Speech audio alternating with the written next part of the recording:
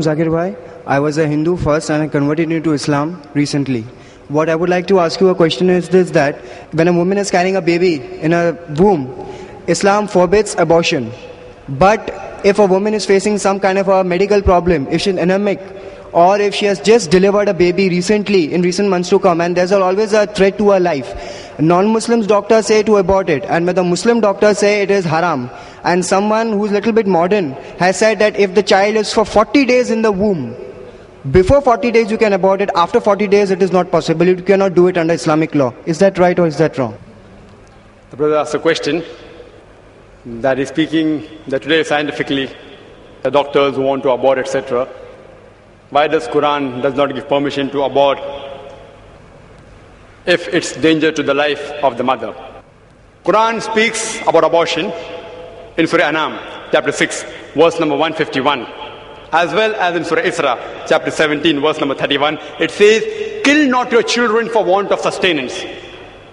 For it is Allah that will provide sustenance to you and your children. For killing of infants is a major sin."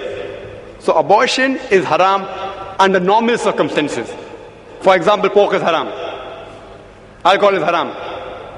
Having dead meat is haram. But same time the Quran says in 4 different places.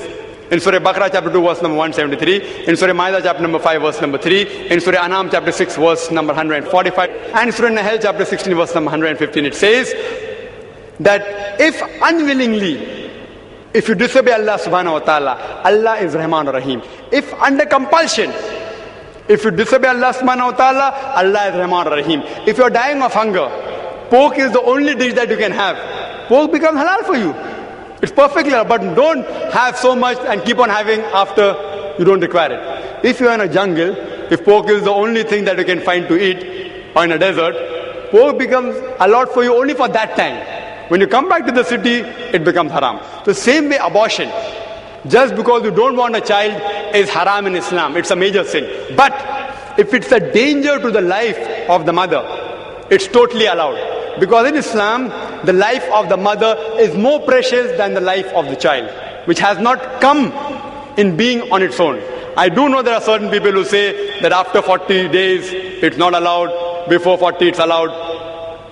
Quran is very clear-cut on that. If it's a danger to your life, unwillingly if you disobey Allah subhanahu wa ta'ala, it's totally allowed. So if the doctors say that you have certain heart problem and the labor pains will cause a strain on your heart, the mother will die, you have to abort, you have to go ahead with it.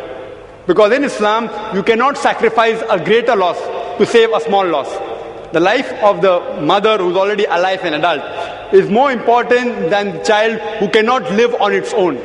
So in these cases, if it's a danger to the life of the mother, it's totally allowed in Islam. If it's not a danger, it's haram. Hope that answers the question.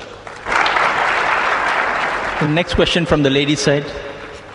Assalamu alaikum, Brother Zakir. My question is, when Quran speaks so much about science, then how come the Muslims are so backward in the field of science?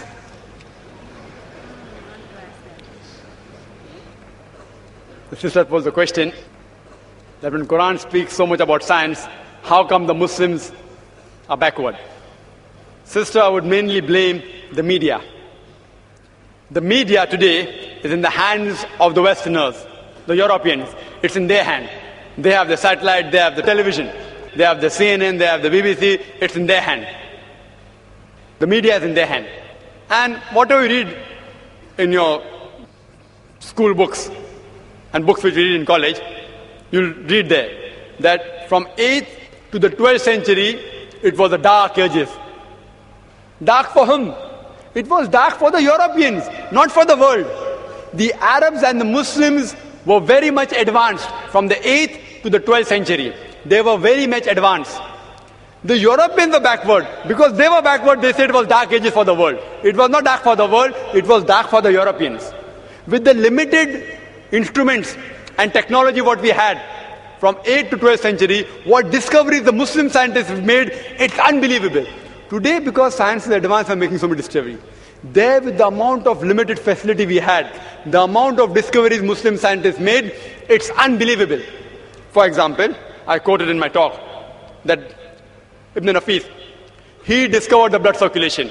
But in the medical books and the books we read in school, who discovered blood circulation? William Harvey. Everyone knows William Harvey. No one knows about Ibn Nafis. Ibn Nafis spoke about blood circulation 400 years before. The Europeans, they later on picked up the books of the Muslims and rehashed it and said, we discovered it. See, if you see the discovery that Muslims have made. For example, if you know Al-Idrusi, in 1154, he drew the first map of Mediterranean, the geography of the world. First. Mathematics. Muslims were far advanced in mathematics. We introduced the decimal points. Do you know what we call the digits 1, 2, 3? It's called as Arabic numerals. The other ones are called as Roman numerals. Why it's called Arabic numerals? Because the Arabs were the one who discovered it. The decimal point are the Arabic numerals. The person who first proved the Pythagoras theorem, he was Al-Tusi. We know about the Pythagoras theorem, but we don't know about Al-Tusi.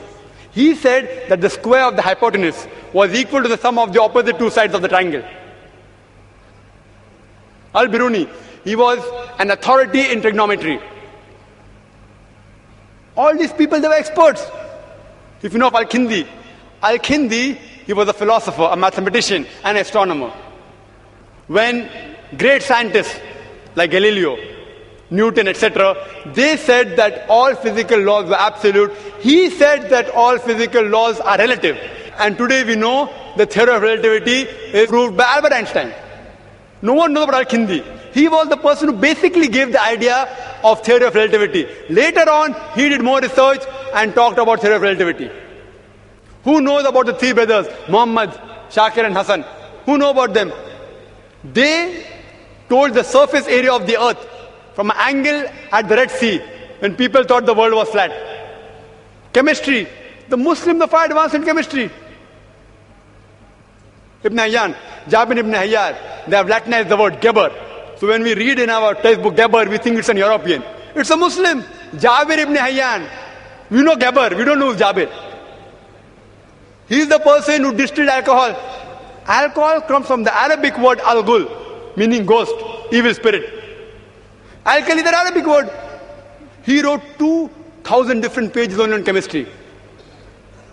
Muhammad Zakaria Razi, he was famous in medicine. He was authority on the field of smallpox and measles. He was the first person who used mercury ointment. He wrote books on children's disease. There are several Muslim scientists. Ali ibn Abbas, he wrote 20 volumes on medicine. Ali ibn Sina, known as Avicenna. Avicenna, it doesn't sound Muslim. Ali ibn Sina, Muslim. Avicenna, not Muslim. Who got the title of Aristotle of the East. He wrote the book Qanun, which was referred as a textbook of medicine till as late as 17th century. Who knows Ibn Zuhur? He was the person after Alexander who did research on parasitology. He described the H. mite, the pericarditis, he described the otitis media, he did tracheostomy. Several medical doctors, Al-Zaharvi. Al-Zaharvi was a famous dentist as well as surgeon as well as obstetrician. He invented several instruments of surgery, gynecology, as well as dentistry. We all of us know the other thing, but the media is in the hands of the Westerners. The Muslims are far advanced. But I do agree with you. Today, the Muslims are getting backward in science. You know why? The Europeans are being advanced. You know why? The Muslims are becoming backward because they are going away from the Holy Quran. They are going away from the religion. And do you know why the Europeans are getting advanced? They too are going away from the religion. The Europeans are also getting advanced because even they are going away from the religion. The Muslims, we are going backward because they are going away from religion. I would request the Muslim brothers and sisters out here, as well as non-Muslims, they are people reading the Quran. Why don't we read the Quran with understanding? Why don't we ponder over the verses? We have only kept the Quran kissing and giving on top, that's all. The Quran was not meant only to be kissed and kept on top. It should be implemented in your daily life. If you implement the Quran in your daily life, read it with understanding, inshallah, again, we will be on top of the world. Hope that answers the question.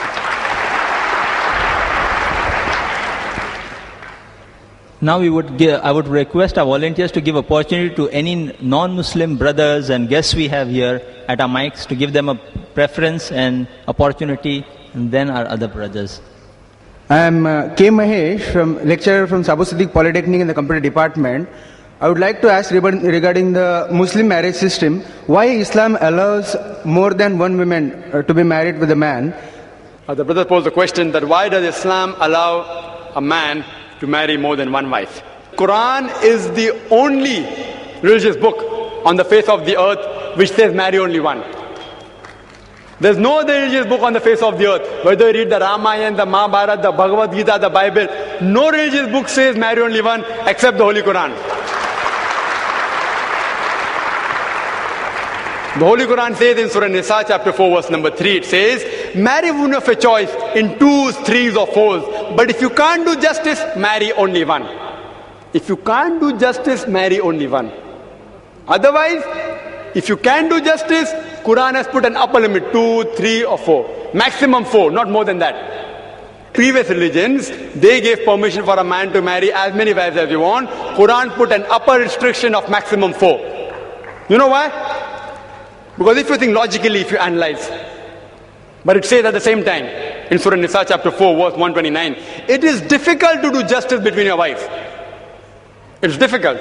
Therefore, do not turn away from them altogether. Marrying more than one wife, you don't get more sawab. You don't get more blessings. There is no hadith saying that if you marry more than one wife, you get more sawab. There's a hadith which says that if you marry, you complete half your deen. So somebody asked me a question at the time, does it mean if I marry twice, I complete my full deen? No, marriage takes you away from promiscuity, from fornication, therefore it is fard. But whether you marry one or two, yet you're only completing half your deen. The reason why Islam gives permission for polygyny, that's the right word, is because if you analyze, men and women are born in equal proportion. But in the pediatric age itself, since the female is the stronger sex medically, if you ask any pediatrician, he'll tell you, the female can fight the germs and disease much better than the male. So more female children live than the male children. There are more deaths in the male children than female children.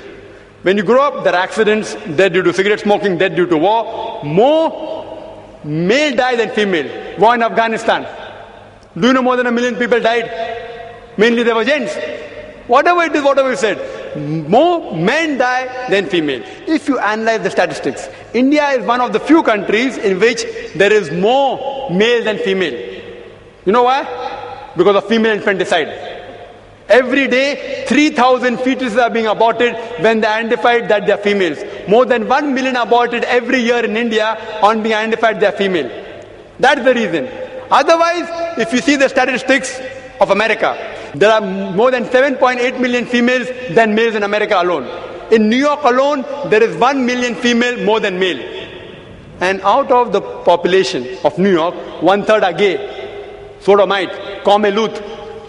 There are more than 25 million gays in America. That means there are more than 30 million females who can't find husband in America alone. In UK alone, there are 4 million female more than male. In Germany alone, 5 million female more than male. In Russia alone, 7 million female more than male. And Allah subhanahu wa ta'ala alone knows there are how many million females more than males in this world. I am asking you a question that suppose my sister or your sister happens to live in America, and suppose everyone agrees with your philosophy that every man should marry one wife, and every man in America marries a woman, still there will be 7.8 million females, and plus, since the gays also don't get married, there will be more than 25 to 30 million females who can't find husbands. If my sister happens to be one of those unfortunate lady who has not been married and the market is saturated, the only option remaining for my sister is to marry a man who already has a wife or become public property.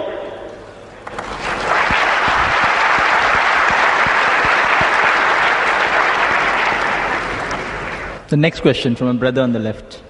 Assalamu alaikum. My name is Sadiyar Anwar. Allah subhanahu wa ta'ala created everything.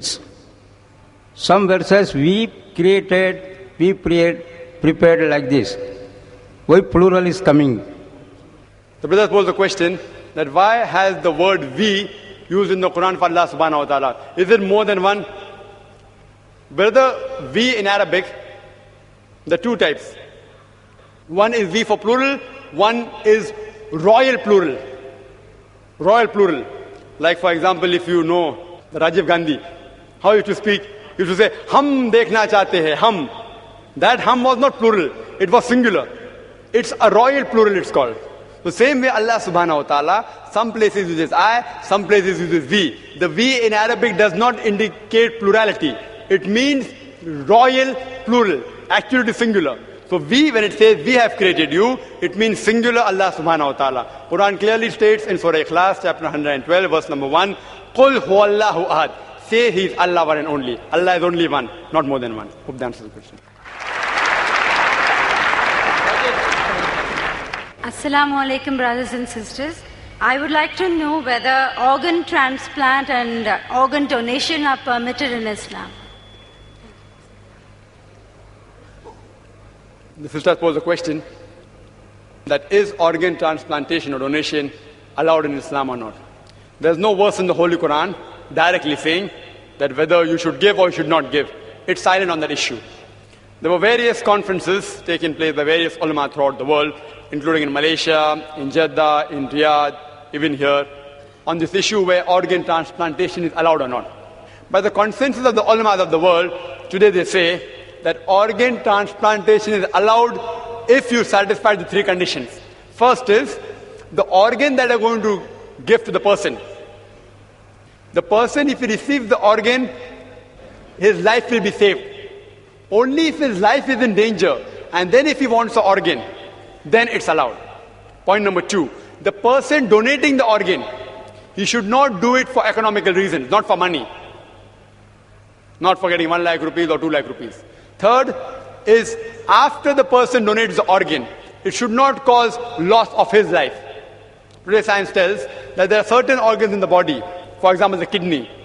1 kidney is sufficient for a human being to survive and lead a normal life. The second is an additional. Suppose my mother, if she has both the kidney failure, and if I donate 1 kidney, surely Allah will not hold me responsible. So but natural, if it doesn't cause a loss to my life, I can't say I want to donate my heart. If my heart is taken out, I'll die. So I can't donate my heart. I can only donate those organs which will not cause loss to my life. And I should not do it for economical reasons, point number 2. And third, it should save the life. This is the consensus of ulamas of the conference that took place in Malaysia, in Riyadh, in Jeddah, in India. In India, the ulamas were reluctant, but now if you ask the Fiqh Academy of India, even they say it should not be done. But if it is used to saving the life as a last resort, you can give your organ as a donation. Hope that answers the question.